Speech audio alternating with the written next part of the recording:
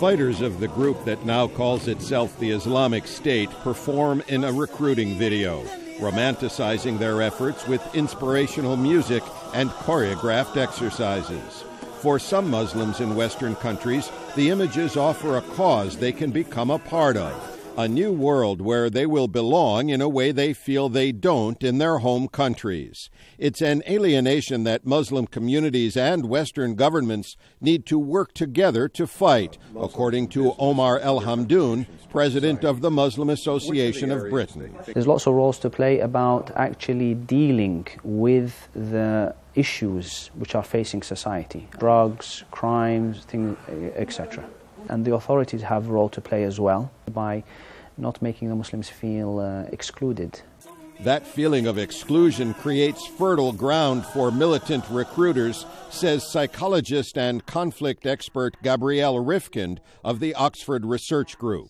They will nurture people into a kind of dream and vision of what it's going to be like. And once they get there, many of them actually will be overwhelmed by the horrors they see. Experts say very few of the young Muslims who go to fight with the Islamic State group are true ideological radicals. They're more likely there because of feelings of alienation or a youthful search for identity and meaning. Terrorism expert Brooke Rogers of London's King's College via Skype. They ask themselves, what does it really mean to be Muslim? And therefore they go to seek answers. There are plenty of groups who are very happy to give them those answers, and we need to be more proactive in providing those answers ourselves. But that's a long-term strategy. I shall put the draft resolution to the vote now. Western leaders are concerned about the short-term risk, as thousands of militant fighters holding American or European passports could return to the West to carry out terrorist attacks. Even only a few could inflict serious damage. But Gabrielle Rifkind says returning fighters could also provide an opportunity. We would be wise not to demonize them, to actually help them find an exit route back into their countries.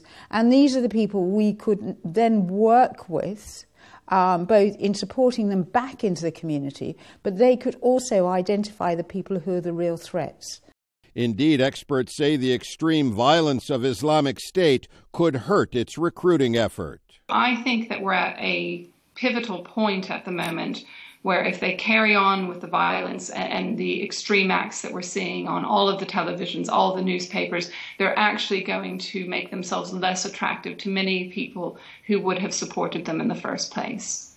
That's not a guarantee, but it does provide some hope for Westerners concerned about the difficulty of countering the attraction that tales of a new Muslim-led world have for some young people. Al Pessin, VOA News, London.